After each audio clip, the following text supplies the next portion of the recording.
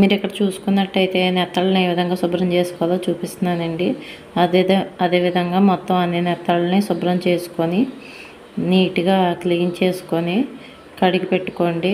నేను నెత్తళ్ళన్నీ క్లీన్ చేసుకొని కడిగి మీకు చూపిస్తాను. మీరు ఇక్కడ చూసుకున్నట్టయితే నేను లోపల పొట్ట కోసి క్లీన్ చేస్తున్నాను కదండి. ఆ విధంగా లోపలైతే నీట్గా క్లీన్ చేసుకోండి. ఎందుకంటే కొందరు బయట నుంచి తెచ్చుకొని కొందరు బయటే చేయించుకొని తెచ్చుకుంటారు. అలాంటి వాళ్ళకి పొట్టల లోపల క్లీన్ చేసి ఉండదు. అందుకే మీరు మళ్ళీ ఒకసారి కడిగే ముందు పొట్టలు క్లీన్ చేసుకొని కడుక్కోండి. చూసారు కదండి, నేను శుభ్రంగా నెత్తళ్ళన్నీ కడిగేసి నీట్గా క్లీన్ చేసి పెట్టుకున్నాను. ఇదిగోండి, ఈ విధంగా క్లీన్ చేసి పెట్టుకోండి. క్లీన్ చేసినప్పుడు కూడా ఉప్పు వేసి శుభ్రంగా కడిగి పెట్టుకోండి. అప్పుడు నీచు వాసన అనేది రాకుండా శుభ్రంగా ఏమన్నా పులుసు అది ఉంటే కూడా నీట్గా క్లీన్ అయిపోతుందండి. నెక్స్ట్ మీరు చూసుకున్నట్టయితే నెత్తల్లో ఇగురుకు కావాల్సినవి 4 ఉల్లిపాయలు, 4 టమాటోలు, 5 పచ్చిమిర్చి, కొంచెం కొత్తిమీర, కొంచెం కరివేపాకు తీసుకున్నానండి. ఇప్పుడు స్టవ్ పెట్టుకొని ఆయిల్ వేసుకొని హీట్ చేసుకుంటున్నానండి.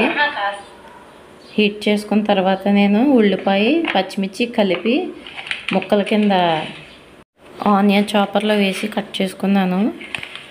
నెక్స్ట్ వచ్చేసి ఆయిల్ హీట్ అయిందో లేదో చూసుకొని ఆయిల్ హీట్ అయిన తర్వాత జీలకర్ర వేసుకుంటున్నానండి. జీలకర్ర వేసుకొని ఆనియన్స్ పచ్చిమిర్చి కలిపి కట్ చేసుకున్నానండి. ఇక్కడ కట్ చేసుకోలేకపోతే కటింగ్ ఆనియన్ చాపర్ ఉంటుంది కదండి, అందులో వేసి చేసుకోవచ్చు. నేను ఇక్కడ ఆనియన్ చాపర్లోనే వేసుకున్నాను.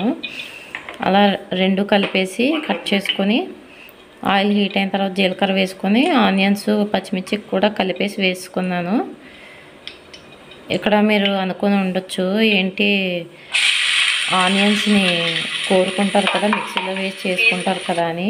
కొందరు బయట చిన్న చిన్న రూమ్స్ తీసుకుని ఉంటారు కదండి, అలాంటి వాళ్ళ దగ్గర మిక్సీలో ఉండవు. అలాంటప్పుడు సందికాళ్ళు కూడా ఉండవు కదండి. అలాంటి వాళ్ళు ఏం చేస్తారు, అందుకోసమే నేను ఇలా చూపిస్తున్నాను. ముక్కలు కట్ చేసుకున్నా కూడా ఏం కాదండి, కట్ చేసి వేసుకోవచ్చు.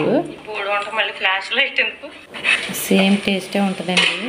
నెక్స్ట్ కొంచెం సేపు మూత పెట్టుకొని తర్వాత అప్పుడు కరివేపాకు వేసుకోండి. ఇక్కడ మా నాన్నగారు తెలియక ముందు వేసేసారు, మీకు అందుకే చూపిస్తున్నాను.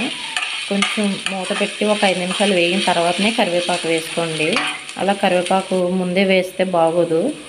నెక్స్ట్ ఉల్లిపాయల్లోనే ఉప్పు వేయడం వల్ల తొందరగా వేగుతాయండి. ఉప్పు కూడా వేసుకొని వేయించుకోండి. కొంచెం దోరగా వేగిన తర్వాత కడిగి పెట్టుకున్న చేపలని అందులో వేసేసుకోండి. కడిగి పెట్టుకున్న చేపలు మొత్తం అందులో వేసుకొని నెక్స్ట్ టమాటోలను కూడా నేను అదే ఆనియన్ చాపర్లో వేసి జ్యూస్గా చేసుకున్నాను. అది కూడా అప్పుడే యాడ్ చేసుకుంటున్నాను. నెక్స్ట్ వచ్చి ఇక్కడ మీకు ఉప్పు ముందే వేసుకున్నాను కదండి, ఇంకా కారం పసుపు కూడా వేసుకున్నాను. వేసుకొని అన్నీ కలిపి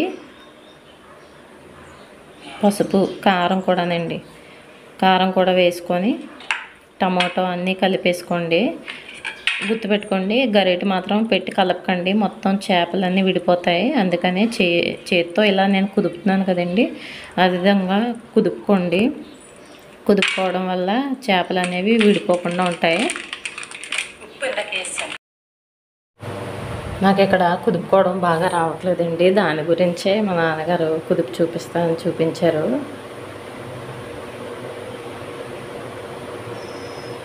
నేను ఎంత కుదిపినా కూడా అవ్వట్లేదండి, అందుకే నేను పక్కన పెట్టేశాను. ఇక్కడ మా నాన్నగారు చూపిస్తున్నారు కదండి, అదిగోండి ఆ విధంగా కుదుపుకోండి. మళ్ళీ కుదిపారు, ఆ విధంగా కుదుపుకోండి. కుదుపుకొని ఇప్పుడే వాటర్ యాడ్ చేసుకొని తర్వాత కొత్తిమీర కూడా ఇప్పుడే వేసుకొని కలిపి మూత పెట్టేసుకోండి. దగ్గరికి ఎగిరిపోయిన తర్వాత దించేసుకోవడం, అంతేనండి.